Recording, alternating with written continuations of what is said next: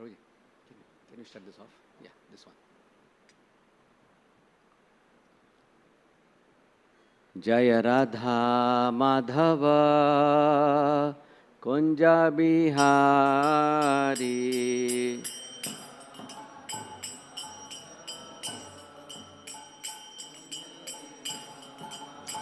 Jaya Radha Madhava Kunja Bihari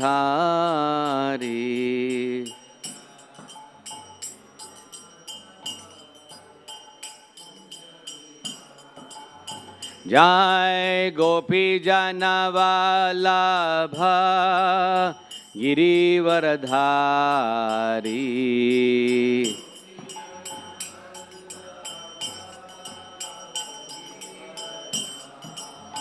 Jaya Gopi Janavalabha Girivaradhari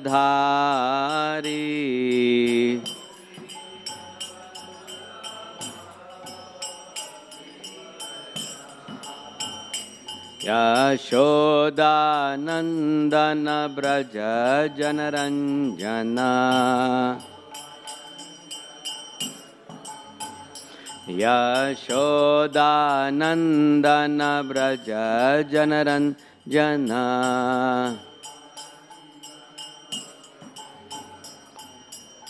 Yamuna Tira Vanachari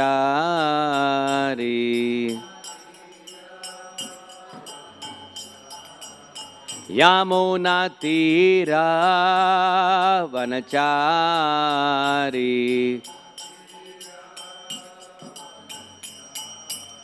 Jaya Radha Madhava Kunja Bihari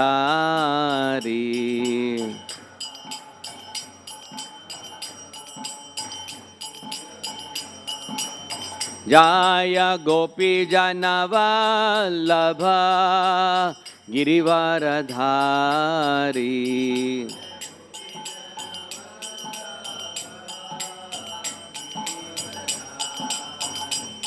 Yashoda Nandana Braja Janaranjana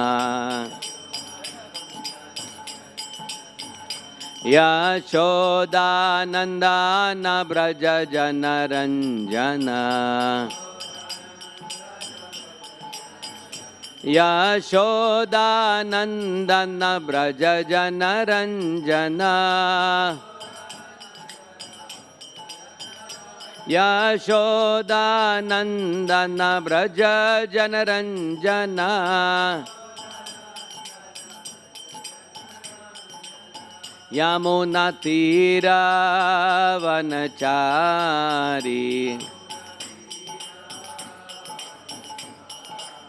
Yamuna Tira Vanachari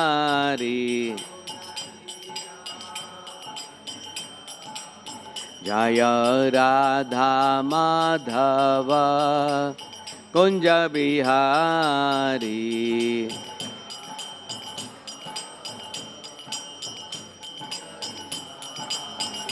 Jaya Radha Madhava Kunja Bihari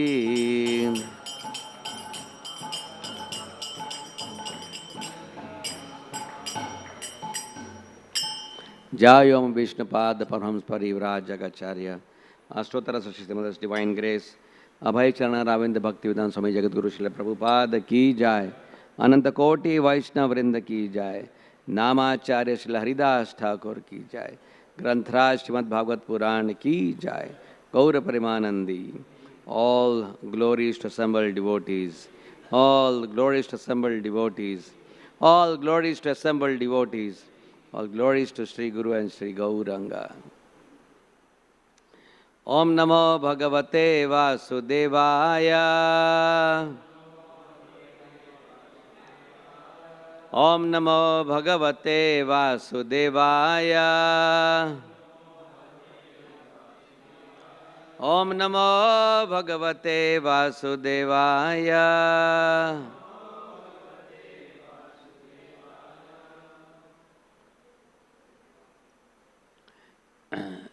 Reading from Srimad Bhagavatam, Canto 3, Chapter 8, text number 27. Mukhena lokartihara smitena parishpurat kundala manditena shonayitena adhara bimba bhasa pratyaharayantam sunashena subhriva mukhena lokarti harasmitena parispurat kundala manditena shonayitendhara bimba bhasha pratyaharayantam sunasena subhrava mukhena lokarti harasmitena parishpurat kundala manditena shonayitendhara bimba bhasha pratihayantam suyashena subhrava mukhena lokarti harasmitena parishpurat kundala manditena shonayitendhara bimba bhasha pratiharhayantam sunayishena subhrava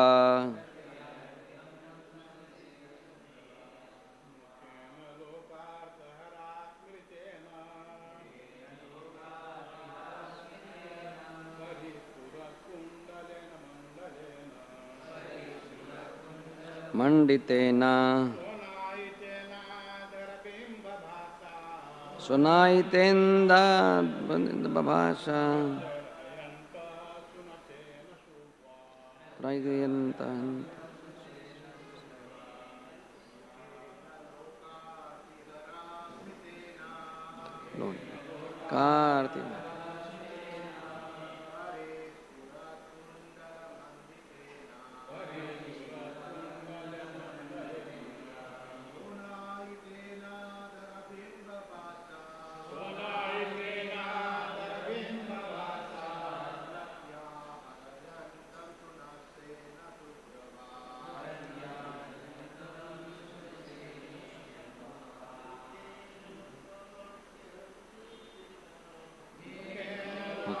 karti harasmitena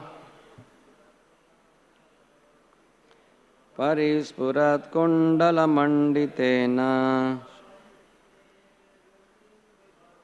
shonayitendadhar bimba bhasha pratiharhayantam suyashena subhrava mukhena lokarti harasmitena parispurat kundala manditena sonayitendara bimba bhasha pratiharan suyasena subhrava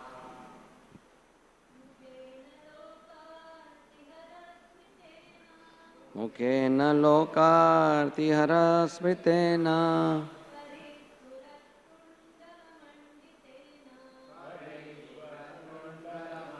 tena sunayitendhara bimba bhasha pratyarhayantam suyashena subhrava. Mukhena, but the gesture of the face. Lokarti hara, vanquisher of the distress of the devotees. Smitena, by smiling. Parishpurat, dazzling. Kundala, earrings. Manditena, decorated with. Shonayitena, acknowledging. Adhara, of his lips. Bimba, reflection. Bhasha, rays. Pratiharayantam, reciprocating. Sunashena, by his pleasing nose.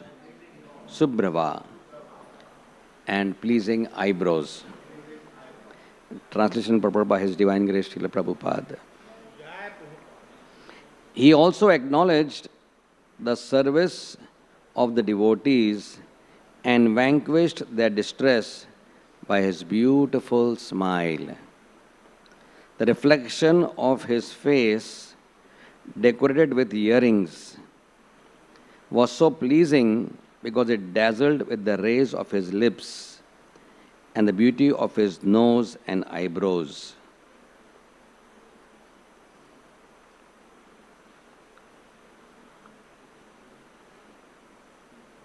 Purport. Devotional service to the Lord is very much obliging to Him. There are many transcendentalists in different fields of spiritual activities, but devotional service to the Lord is unique. Devotees do not ask anything from the Lord in exchange for their service.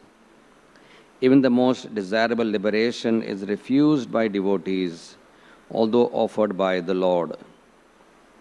Thus the Lord becomes a kind of debtor to the devotees, and He can only try to repay the devotees' service by His ever-enchanting smile. The devotees are ever satisfied by the smiling face of the Lord, and they become enlivened. And by seeing the devotees so enlivened, the Lord Himself is further satisfied. So there is a continuous transcendental competition between the Lord and His devotees by such reciprocation of service and acknowledgement.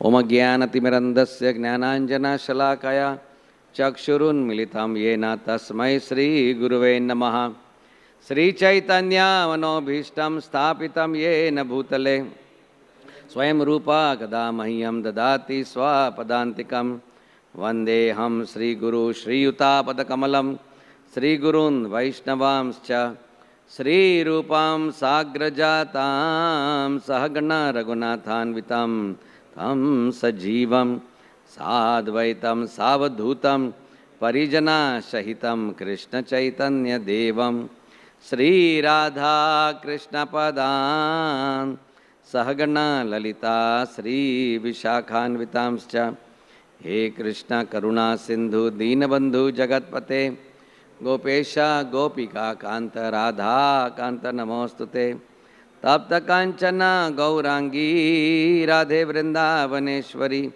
Vrishabhanu Sute Devi Pranamami Hari Priye Vancha Kalpatarubhyascha Kripa Sindhubhya Evacha Patitanam Pavanebhyo Vaishnavebhyo Namo Namaha Sri Krishna Chaitanya Prabhu Nityananda Sri Advaita Gadadhara Sri Vasadi Gaura Bhakta Vrinda Hare Krishna Krishna Krishna Hare Hare Hare Rama Rama Rama Hare Hare. It's an extremely beautiful sloka which we are blessed with today to read here and discuss.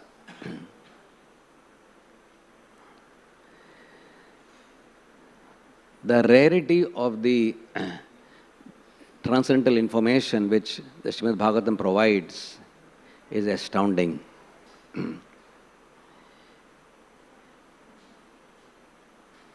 Modern science, however proud it may be of its ability to understand things and discover things, is so very limited.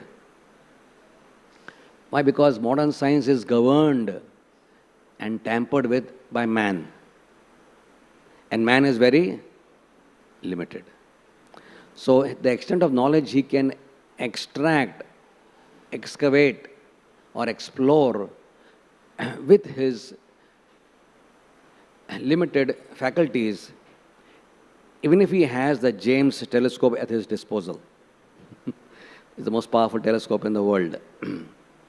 And yet, what is the range of his knowledge? Every day there are fossils discovered which keep on challenging the theory of human evolution. They can't even understand when human beings came to the planet. But Bhagavatam takes us so much deep. Can we believe this? Bhagavatam talks about the history before creation itself. We are trying to understand creation of human beings, when species landed here and how they evolved and this and that. But can any scripture of the world tell us about what was the world or what was happening before even creation began? Or even before the creator came in the picture? That is Srimad Bhagavatam. It simply baffles, every student of Bhagavatam baffles us, that here the creator is not even born. The creator is Lord Brahma. He is not even born. And yet Bhagavatam has the power to explain what was happening before he was born. Astounding. It tells us how this chapter is very special because it tells about the manifestation of Brahma from Vishnu. Right? In the previous slokas, today we are on 27th verse, the previous verse talked about the piercing of the abdomen, the umbilical cord, sort of, how the mother gives birth to the child. The Lord, he doesn't need anybody else to have somebody to create Brahma. Otherwise, a human being would need a partner to really procreate. But the Lord is self-sufficient, right? He is complete. When we say the word Om Purnam Purnamidam, we need to understand that this is what it means, that he is so complete that for creating the creator who will create for his behalf the entire creation, he does not need another co-creator. The co-creator is not required. He is perfect and he is complete. He is perfect and he is complete. And therefore Brahma, who is just now born from the umbilical cord, sort of, that's divine lotus, right, sprouting from his abdomen. And he is so amazed to see what's happening around him. And he sort of looks down, and what he sees is the unlimited size of a person. The size of a person is unlimited, right? And it is dazzling. Why is it dazzling? Because dazzling with the diamonds. The diamond of this world, however beautiful a woman can have, or Kohinoor is there in London, it can, how much can it, the power of illumination is how much? The best diamond, it may be costing crores of rupees, chalo theek hai, right? But how much can it illuminate? But the dazzling power of the diamonds on the head of Anantashesha illuminates the entire universe. That is the power of the diamonds on the head of Anantashesha, right? Everything is dazzlingly beautiful, right? The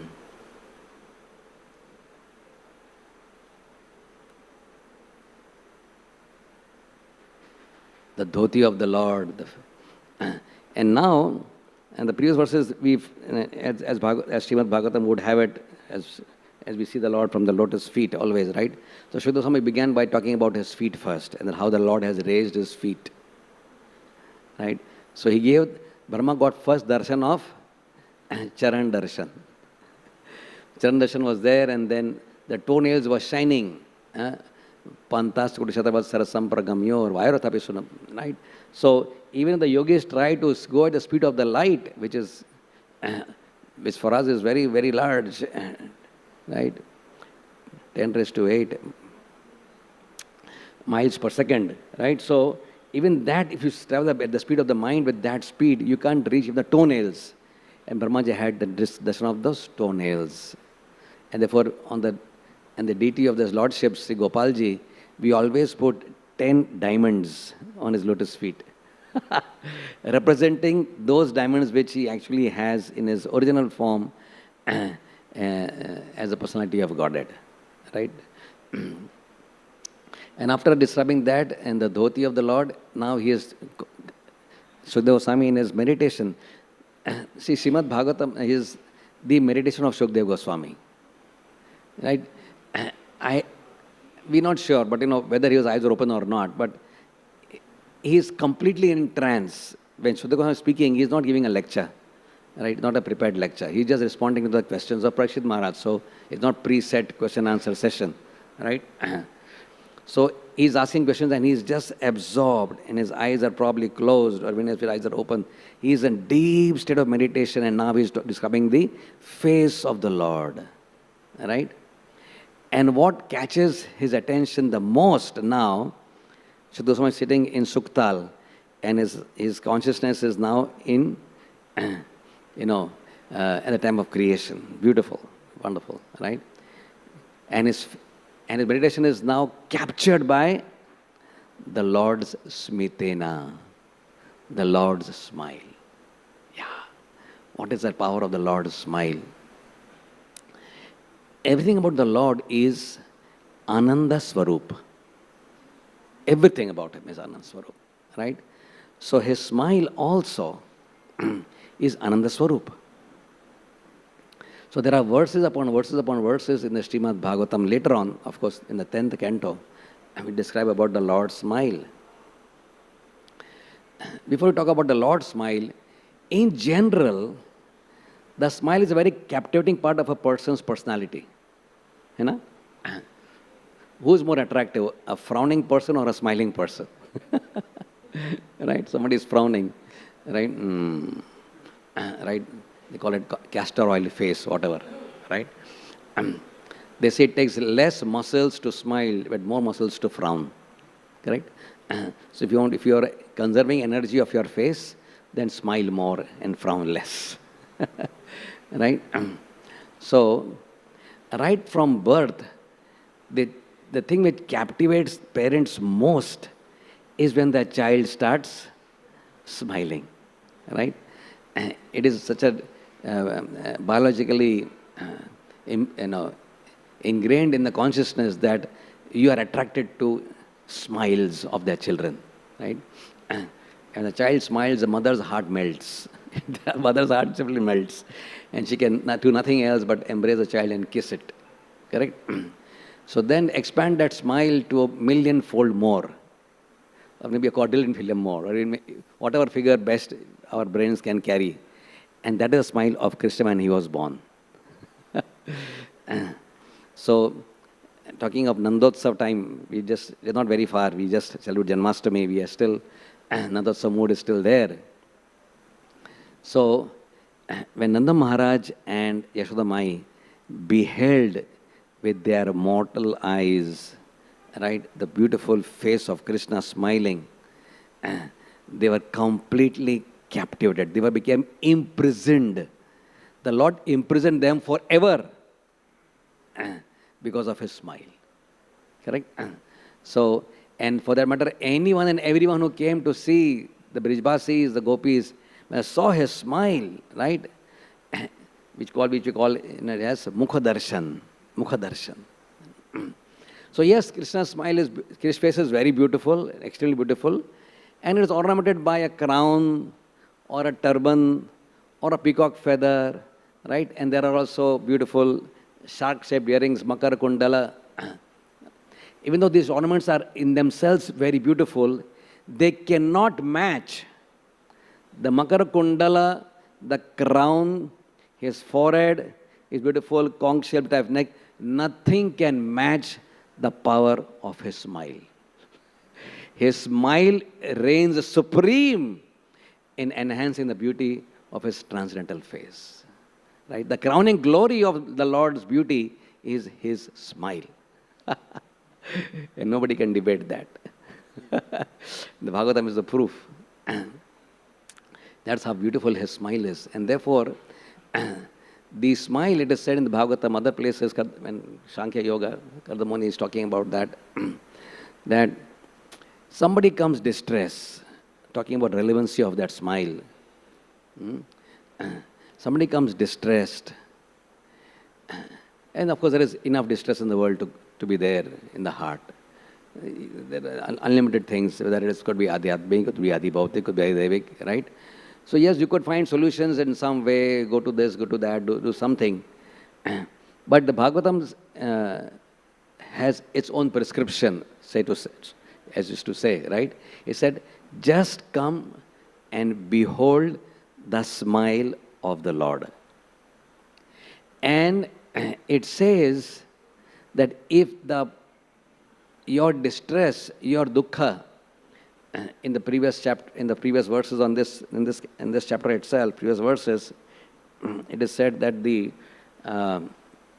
sukha is kshulla sukha and mahad dukhaya, right? Kshulla sukha, we said, like we said in the song, chapala sukha laba lagire, right? Yes, if somebody thinks there is pleasure in the world, the answer is not no, the answer is yes, right? Even in the dukhalaya state, there is some sukha, right? Otherwise, we would all be committing suicide, mass suicide. And what keeps us going is that hope of that kshulla sukha. It will come. Not today, it will come tomorrow, right? But the Bhagavatam says it is mahad dukhaya. So mahad dukhaya is like an ocean, right? It's an ocean of distress.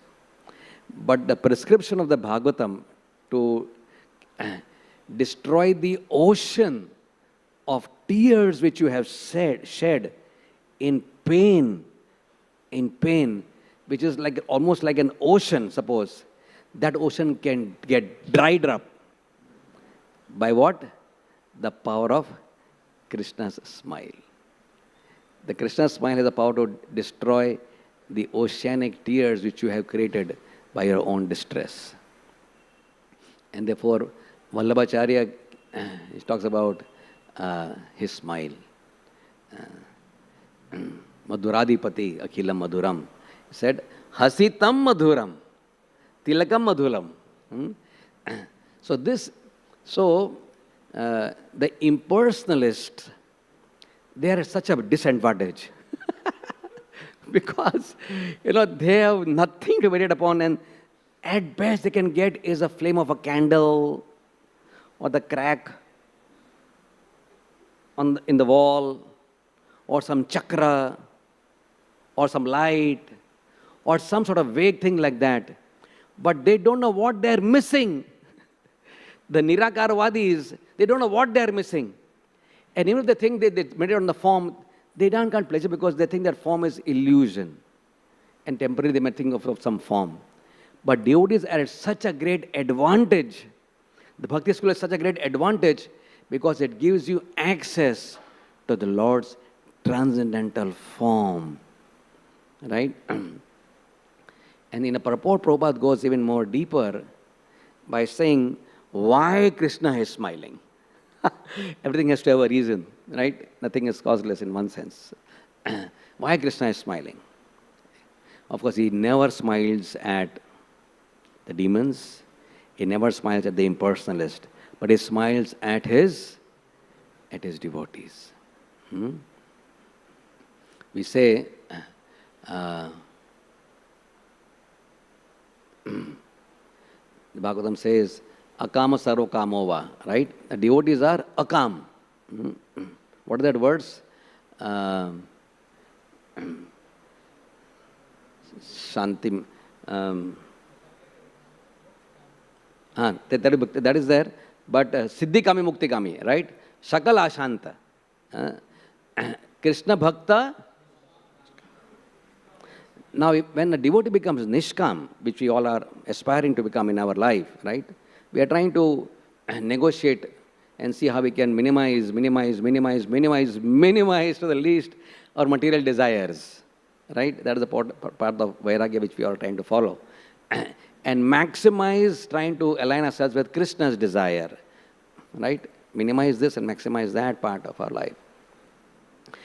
And when Krishna sees that devotee is trying to do that, right, that he is minimizing his own personal needs, his need for prestige, which is very important for most people, his need for power, and which is very important for most people, his need for position, very, very important for most people. People fight, people do so many things just to get that power, and if they get the power, they will not want to lose it.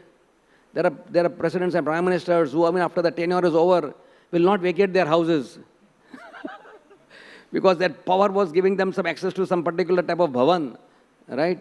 Which after so many months have passed, sometimes even years have passed, they are not vacating that, and they have been thrown out of their bhavans, right? This had happened in our own country. Thrown out of their bhavans, right? Said, come on, get out, your tenure is over long time back, you're finished. You are just an ordinary citizen of India now. You're no longer, having that post. Very important. And when devotees give up all that desire which the world goes crazy for, power, position, I'm not talking about popularity. Today popularity is so important, right? People are going to do anything for popularity. They sell their bodies, sell anything, their self-esteem, their character. Nothing is important to become popular. And how long will the popularity last? The popularity lasts for as much time as the twinkling of the Jugnu, the glowworm. And after them some time the popularity is gone. And for that they have done all sorts of nonsense. But the devotees have gone rid of all that. When Krishna sees that he is no longer hankering for name, fame, position, power, prestige, popularity, Krishna becomes, as Prabhupada says here, devotional service to the Lord is very much obliging to him. When somebody does so much, to get your favor, obviously Krishna is a person, the supreme person. He will feel what? Mere liye kitna kar raha hai? He is giving up so much for me, right? And Krishna becomes what? Obliged. He becomes obliged. What did Hanuman not do for Lord Ram? Right? Hanuman was sent to give a message, right? This is the message, and you have to search for Sita, of course. Search party was ended by the Prince Regent, Maharaj Angad, son of Vali, but now adopted by Sugriva. So the whole search party goes there, and they become very hatash. They reach Kanyakumari, they reached Srimad, Rameshwaram, not Kanyakumari, Rameshwaram, knows every cave, every tree, every nook and corner of the entire place was, in detail, almost like a microscopic examination was done, and they didn't find Mother Sita. And then, of course, somebody gave the message that she is across the ocean. I can see him with my sharp eyes. Imagine birds of that type, they can see 100 yojanas.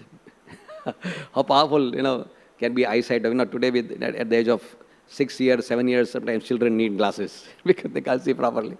So how fragile is our Kali Yuga body now? But he could see across at 100 yojanas eyesight very clearly. She is sitting in the Ashoka Vatika.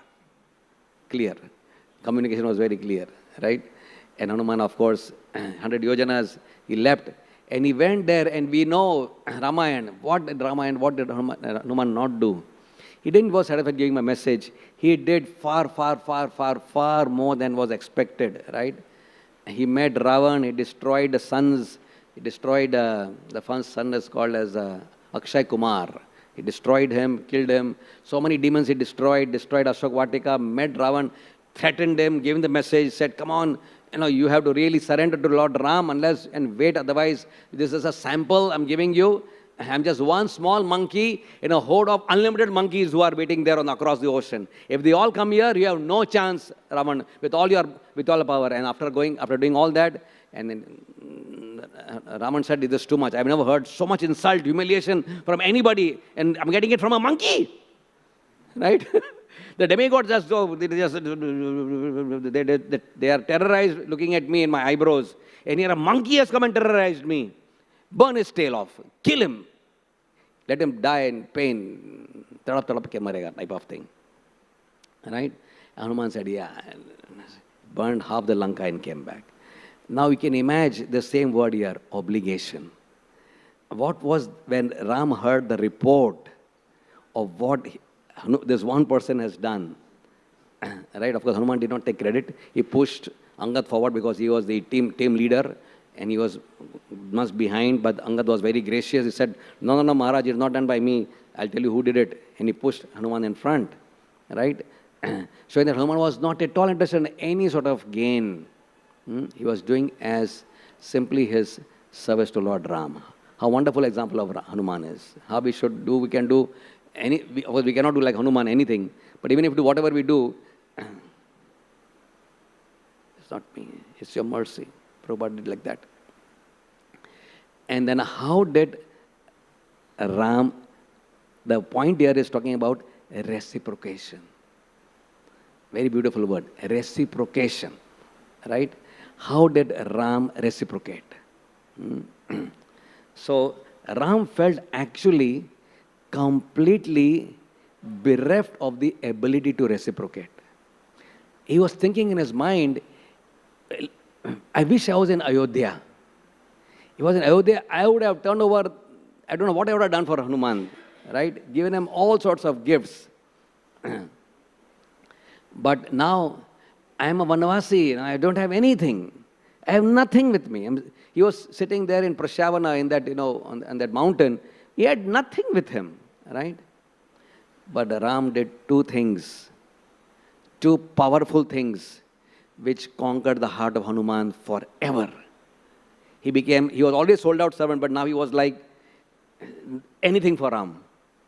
One was his smile, and second of all was his embrace. His embrace. Right? Said, Ram, I have nothing to give you. All that I have is my embrace.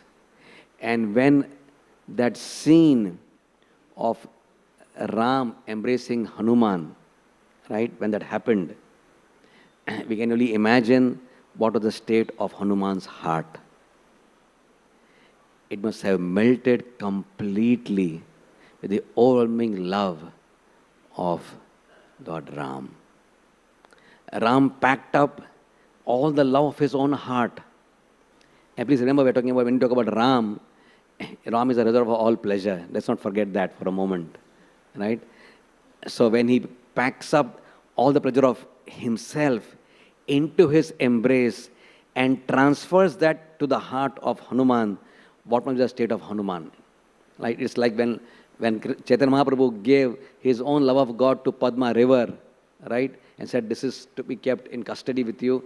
Give it to the person who will come and take bath, as will be designated by Nityananda Prabhu.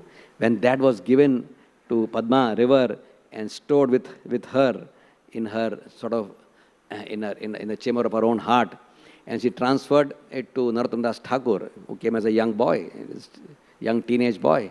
What was the condition of Narottam Das Thakur? Right? How he transformed. That is what we are talking about. Right? The love of the Lord's heart.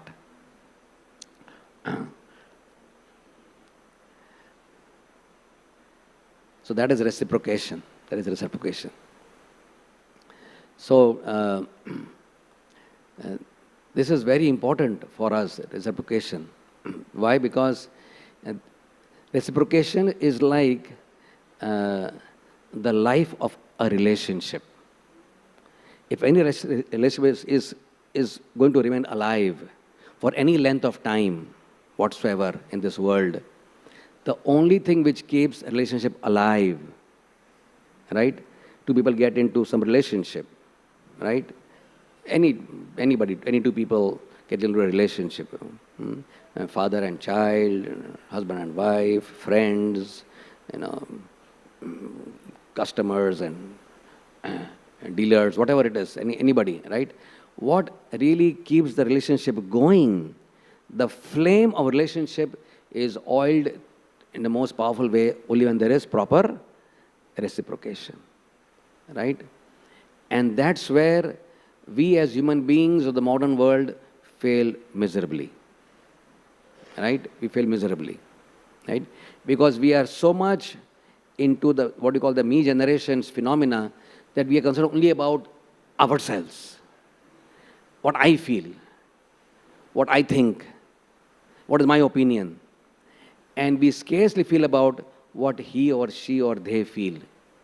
Only when we become broad-minded, like a Brahminical state has been broad-minded, when we become broad-minded and think of other person, what he is going through, what she is going through, what they are going through, then that question of reciprocation will even come in the first place. That will be absorbed in our own self, right? So a devotee is a person who is like Krishna. Krishna never thinks about himself. Even if I have to become a charioteer, theek hai. Even if today is Vaman Dwadashi, right? Very important. Reciprocation. How did Vaman Dev reciprocate with Bali Maharaj, right? Now Bali Maharaj, we're talking about giving up things. We just talked about giving up things just now. Manasa, Deho, Geho, Joki Chamor, right? Bali Maharaj showed that it wasn't just a song for him, right? It was actual action. And he was warned, don't do this. This person who is coming to you as a beggar has the power to take away everything you have. So you can say something, there is always some loophole in the law, right? And that lawyer is expert, not because he knows so much of law, but he knows enough law to find a loophole in the law. Then he is expert, right? Because he can always tell this to that you can always, this clause I'm writing will really redeem you from the problem you got into, correct? So Shukracharya was an expert lawyer like that. He said, I will give you this is a particular stipulation here. If you do this or say this, then you are absolved of the promise you made to Vamandev. But Vamandev was so honest, so thoroughly honest, like Vasudev, right? A man of words. Diya matlab diya, right? He said, I've given you, I've given you, right? Emirate means death. It's power of integrity. Highest example, of course, is Bali Maharaj. Integrity of words. And he was arrested by Nagpash and pushed down to Patal Loka, right? After all that, which apparently looked like a non-reciprocative behavior from the Lord. He did so much, and then what does the Lord do? He puts his foot, not foot, lotus feet, on his head, right? And pushed him to Patal Loka. And then Vamandev becomes the Chaukidar, the doorkeeper of Sutala Loka. Amazing pastime. Amazing pastime. The Lord becomes, and what is the value? Okay, we said that when the driver of a great industrialist may have some value at least. But Chaukidar or doorman, practically they have no status whatsoever, right? And yet, very happily, the Lord, and Baliman is very happy, at least I'll be able to see you every day, because we'll be there at the door, right? How wonderful is that? So the Lord can go to any extent, for what? Reciprocation. While we are so miserly in reciprocation, being limited to what we are, and we can probably learn from today how we can enhance our reciprocation potency to make all relationships, and we have so many relationships in this world, with friends, God brothers, God sisters, this, that, and the other, preaching, people who are preaching to, people who are taking care of us, our mentors, our spiritual masters, so many. We have got so many relationships. How we can improve our reciprocation power? We need to, enhance. See, we can enhance that, learning from Krishna, that Krishna is willing to go to any extent to reciprocate with his devotees, right? Because the devotees don't want anything. The Lord becomes even more obliged. And there is no greater example than in Gaur Leela, in Mahaprakash, where Kulashidhar is being asked by the Lord to take something. He is so obliged. He is so obliged with Kulashidhar, right? And he says, okay, I will give you. And he starts giving. The supreme giver, the Lord is called as there's a particular name of the Lord in Kaviraj Goswami. He says he is Data Shiromani. One of the beautiful names of the Lord is Data Shiromani, right? And in the another word for him is Varadraj. These two beautiful, every word of the Lord is so beautiful, right? Varadraj is situated in Kanchipuram. Of all givers of Vara, he is Raja. Somebody can give benediction, Akhanda Bhagavati or Akhanda Vijay, Jashashvi Bhava or whatever, Putra Bhava, whatever, they may give so many blessings, right? But of all givers of blessings, the topmost is Varadraj, right?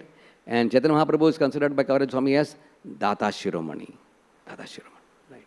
Nobody can. Among all Datas, he is the highest, right? So Data Shiromani is sitting here on the throne of Vishnu.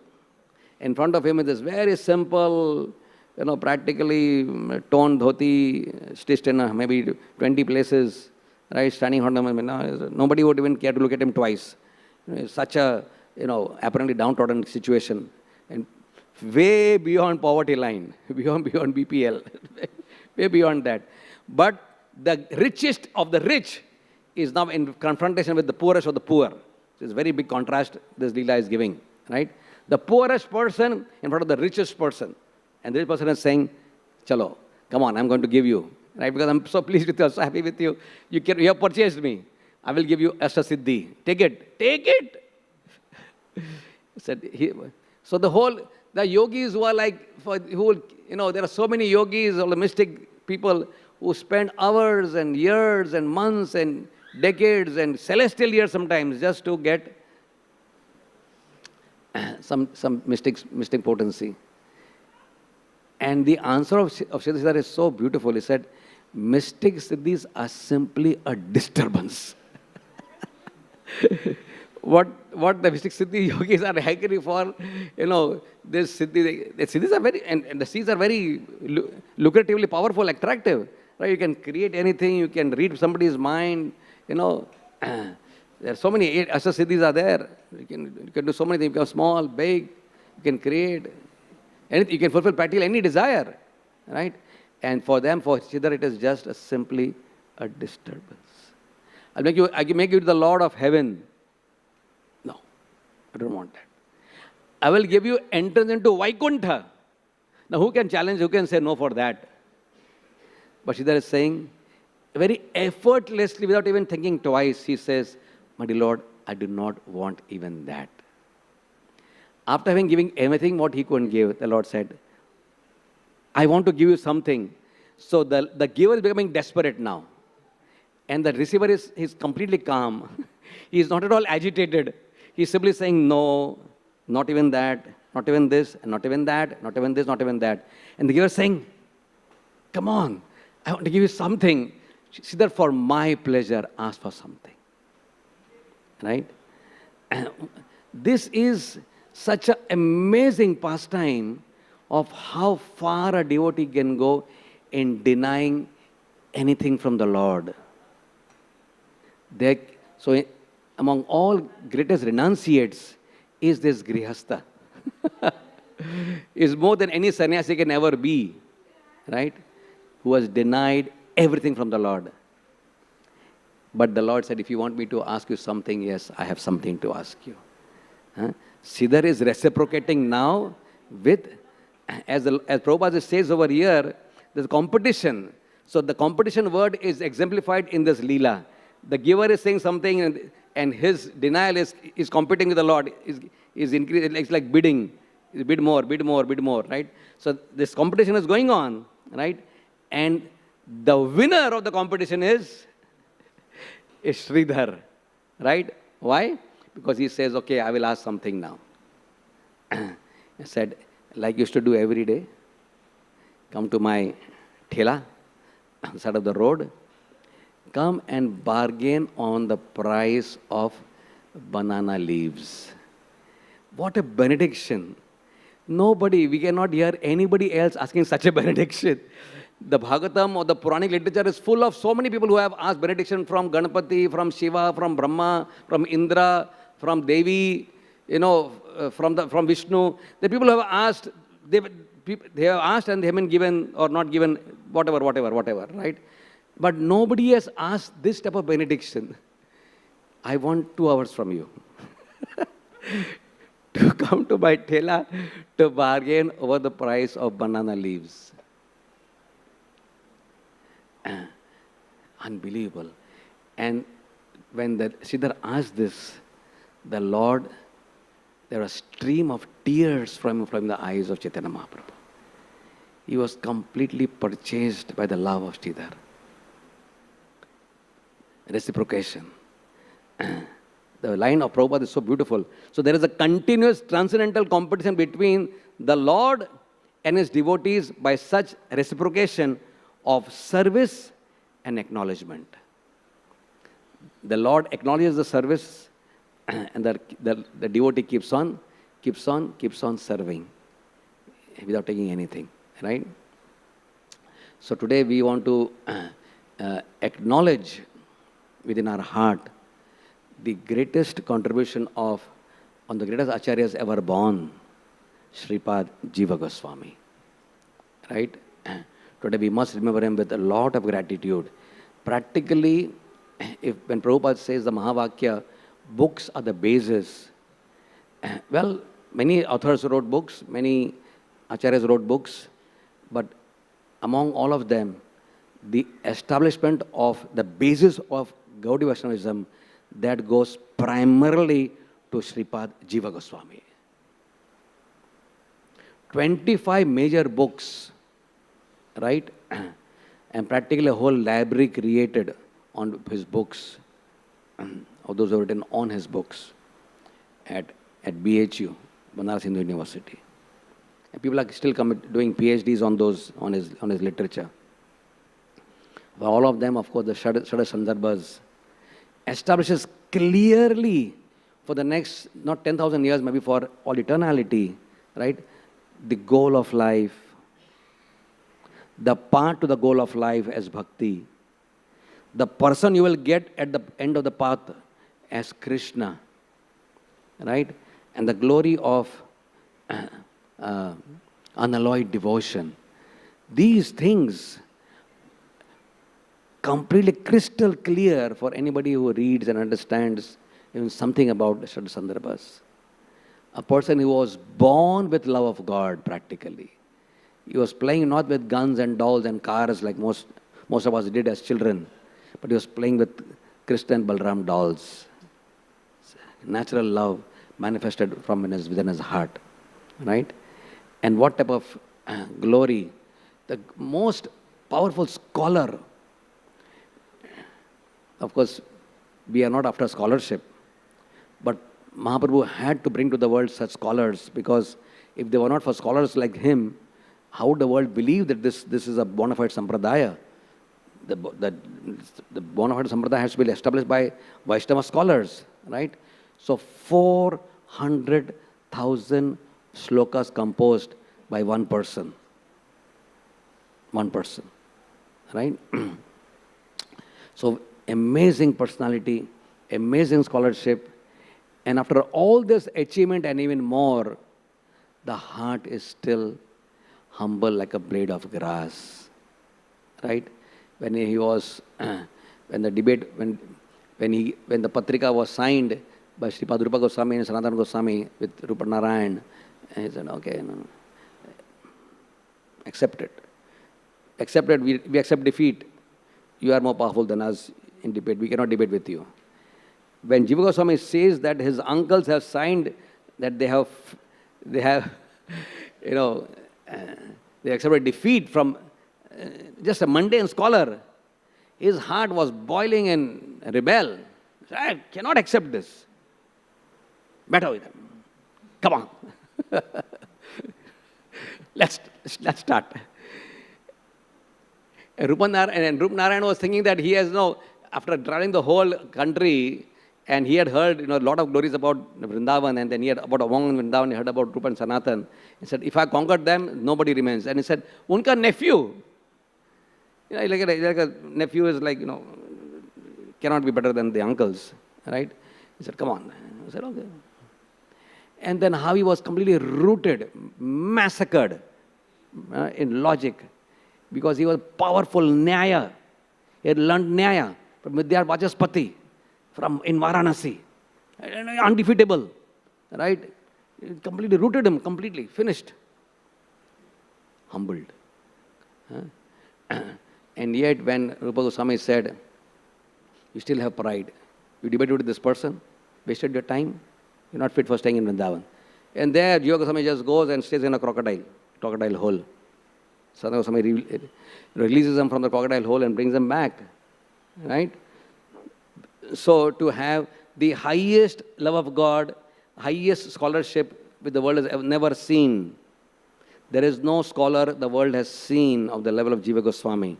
To have that caliber of scholarship and yet be, a humble servant of his Guru Maharaj, Rupa Goswami, Sadhana Goswami. That is what is the glory of Jiva Goswami. 95 long years of staying in this world, right? And doing so much, not only for writing books, but excavating the most highest places of worship for us are Radhakund and Shamkund, right? So Mahaprabhu, of course, he discovered them by standing under the tamal tree. But the process of excavation, getting it legalized, getting all the paperwork done, making the ghats, right, is important. We're living in a real world, right? So you cannot say this is pond is Sanatan, this is Radhakund, Shamkund. No, nobody will believe that. To properly excavating it and getting all the papers done, everything, all that was done. So he was completely worldly wise person also. He could talk with Akbar, Shahanshah Akbar, right, talking with him. Right. So, on one side he was absorbed in Nitya Leela of the Yugal Murti, right? Other side he was completely worldly wise. He knew exactly the ways of the world. Paperwork, permissions, this, that and the other. Making everything legalized, making everything systematized, right? So nobody can debate in the future. Nobody can challenge this authority of these places, right? So all this was done. I mean, what kind of personality he must have been?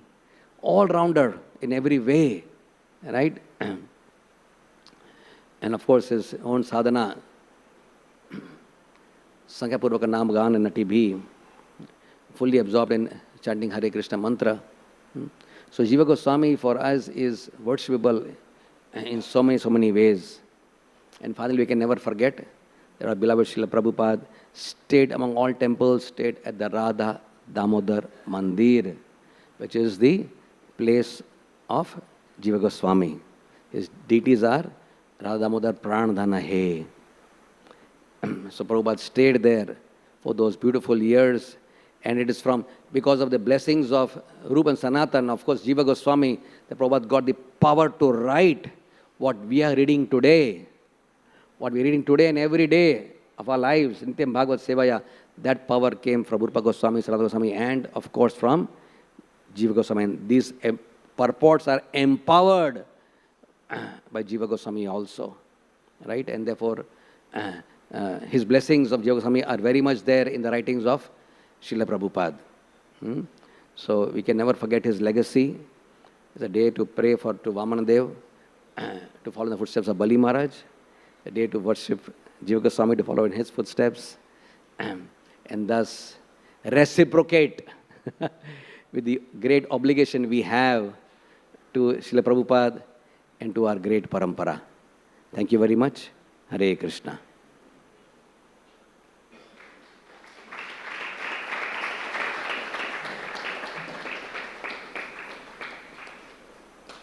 Srila Prabhupada ki jai.